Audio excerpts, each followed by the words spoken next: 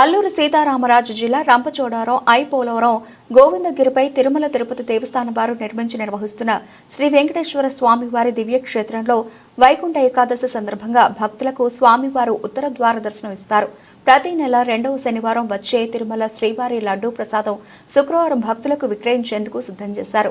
ఆలయ సమయంలో ఉదయం 5:30 నుండి ఉదయం 6 గంటల వరకు తిరుపావై, ఉదయం 6 గంటల నుండి ఉదయం 7 గంటల వరకు విశేష ఆరాధన గంట, ఉదయం 7 గంటల నుండి ఉదయం 8 గంటల వరకు సర్వదర్శనం, ఉదయం 8 గంటల నుండి ఉదయం 9:30 వరకు అర్చన, తోమాల, సహస్రనామార్చన మొదటి గంట ఉదయం 9:30 నుండి మధ్యాహ్నం 12 గంటల వరకు, సర్వదర్శనం మధ్యాహ్నం 12 గంటల నుండి మధ్యాహ్నం 12:30 వరకు, రెండవ గంట మధ్యాహ్నం 12:30 నుండి సాయంత్రం 6 గంటల వరకు, సర్వదర్శనం సాయంత్రం 6 గంటల నుండి సాయంత్రం 6:30 వరకు, మూడవ గంట రాత్రి 6:30 నుండి రాత్రి 7:30 వరకు, సర్వదర్శనం రాత్రి 7:30 నుండి రాత్రి 7:45 వరకు, శుద్ధి రాత్రి 7:45 నుండి రాత్రి 8 గంటల వరకు ఏకాంత సేవ పూర్తవుతుందని ఆలయ అధికారి శ్రీ నారాయణరాజు గారి ద్వారా శ్రీవారి సేవక బృందం కోఆర్డినేటర్ నల్లమిల్లి వెంకటరామారెడ్డి ప్రకటించారు.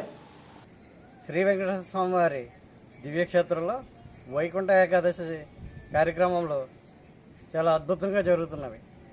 ఈ సందర్భంగా 50 మంది భక్తులు ఇచ్చేసి ఈ కార్యక్రమాలు వీక్షించి స్వామివారిని దర్శించి తీర్థప్రసాదాలను స్వీకరించి ప్రార్థన.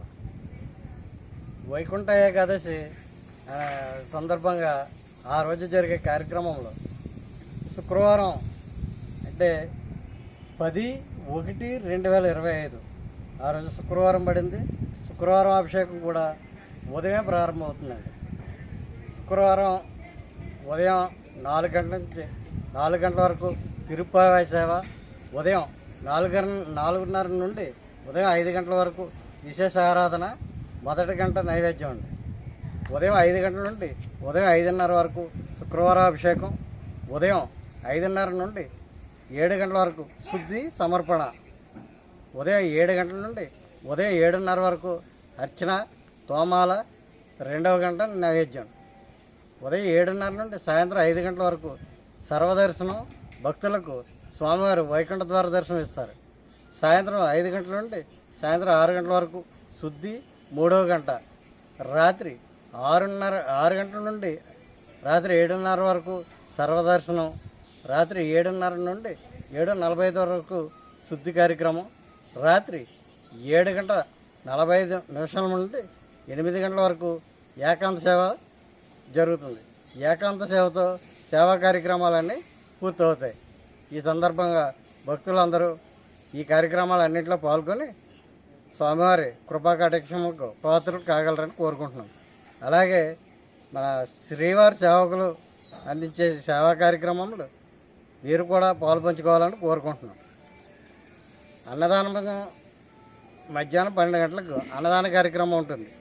ఈ అన్నదాన కార్యక్రమంలో వడ్డన కార్యక్రమంలో కానీ వంట కార్యక్రమంలో కానీ సహాయం చేసే సేవకులు ఎవరైనా సరే సంప్రదించి ఈ కార్యక్రమంలో మీరు కూడా పాల్పంచుకుంటారని కోరి ప్రార్థిస్తున్నాం. అలాగే మీరు స్వామివారికి అన్నదానంలో నేను కూడా పాల్పంచుకోవాలని అనుకున్నవారు ఎవరైనా సరే వస్తు రూపంలో బియ్యం, పప్పులు, కిరాణా ఇటువంటి ఇత్యాది వస్తువులు ఏవైనా మీరు కానుకగా ఇచ్చి మన అన్నదాన కార్యక్రమం జయప్రదం చేయాలని కోరుకుంటున్నాం. ఓం నమో వెంకటేశాయ.